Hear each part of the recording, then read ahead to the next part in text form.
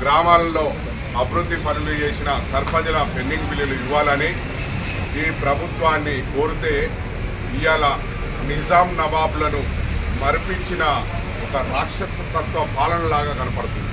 ఎందుకంటే గ్రామాల్లో అప్పు సప్పు చేసి సర్పంచులు అభివృద్ధి చేసిన పాపానికి ఈ ప్రభుత్వం 8 నెలలు అవుతుంది మా సర్పంచుల పెండింగ్ బిల్లు మీద స్పందిస్తలేదని మేము చెప్పేటందుకు వస్తే చెలో సెక్రటరియట్ కూడా కార్యక్రమం ఎట్లా పిలిపించామంటే గాంధీ మార్గంలో ఒక నిరసన దీక్షగా ఈ ప్రభుత్వానికి తెలియాలని పాత బకాయిలు ఉన్న సర్పంచులంతా పెండింగ్ ఉన్న బకాయిల సర్పంచులంతా ఒక దీక్షలో పాల్గొందామని వచ్చింది.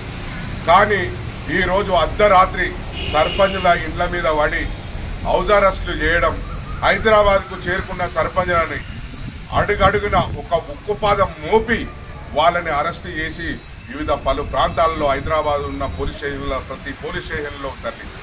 అయితే ఇది ప్రజాపాలన, ఇది ప్రజాప్రభుత్వం అని చెప్పే ఈ నాయకులు ఇదేనా ఈ అరెస్టులతోనే మాది అంటే మేము న్యాయం అడిగితే మా గొంతు నొక్కేస్తారు.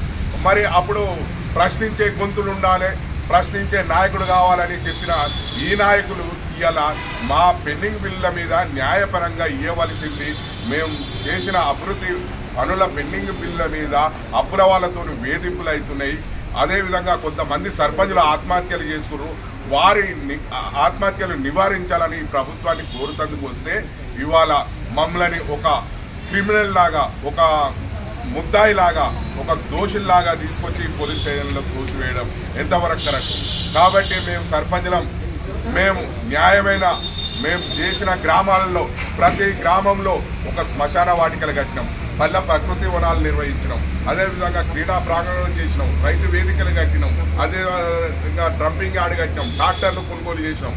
అనేక అభివృద్ధి కార్యక్రమాలు ఎక్కడ లేని విధంగా, దేశంలో ఎక్కడ జరగని విధంగా తెలంగాణ రాష్ట్రంలో అభివృద్ధి పనులు చేసినాం.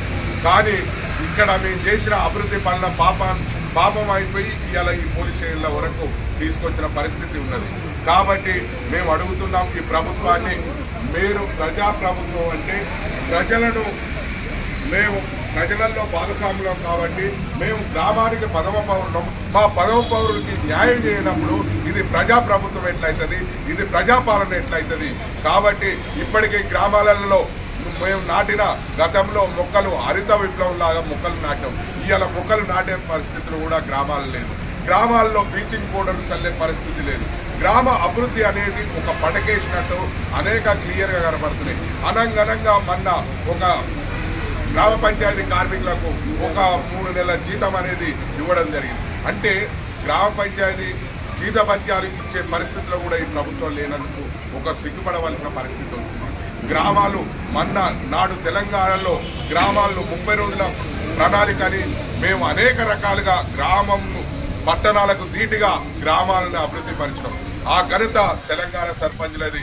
మాకు మొన్న 2019 నుంచి 24 వరకు చేసిన సర్పంచులదే ఆ ఘనత. కాబట్టి ఇప్పటికైనా ఈ ప్రభుత్వము స్పందించి మా సర్పంచుల పెండింగ్ బిల్లులు ఇచ్చినాక స్థానిక సంస్థ ఎన్నికలు పోవాలి. మొన్న అసెంబ్లీలో ఒక బాడీ వేసారు. ఆ బాడీ నుంచి కూడా వాళ్ళు సర్పంచుల పెండింగ్ బిల్లుల మీద దృష్టి సారించి ఆ పెండింగ్ బిల్లులు ఇచ్చినాక స్థానిక సంస్థల ఎన్నికలు పోవాలని ప్రభుత్వాన్ని కోరుతున్నాం.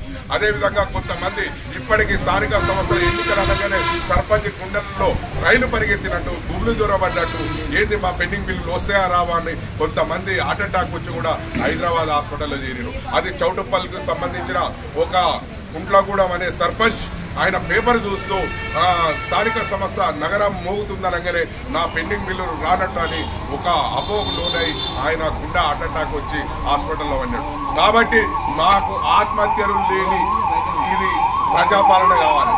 ప్రభుత్వంలో మేము కూడా భాగస్వాములం కాబట్టి మా తాజా మాజీ సర్పంచ్ల పెండింగ్ బిల్లులు ఇచ్చినాకనే ఇక్కడ గతంలో మళ్ళీ ఎన్నికలు పోవాలని ప్రభుత్వాన్ని కోరుతున్నాం. లేని ఎడల ఇట్లనే చేస్తానంటే మేము ఇందిరా పార్క్ కాడ పెద్ద ఎత్తున అందరం ఒక నిరసన దీక్ష చేస్తాం, అక్కడ ధర్నా చేపిస్తాము కూడా. రాష్ట్రం మొత్తం ఉన్న సర్పంచ్ల ఒక కదలికలు చేసి లేకపోతే మేము మంత్రుల ఇంట్లో మేము ముట్టడిస్తేందుకు కూడా సిద్ధంగా ఉంటామనేది ఈ ప్రభుత్వానికి తెలియజేస్తున్నాం. కాబట్టి తక్షణమే మా సర్పంచ్ల పెండింగ్ బిల్లు ఇచ్చేటట్టు ఈ ప్రభుత్వం ఒక ప్రకటన చేయాలని కోరుతున్నాను. జై తెలంగాణ.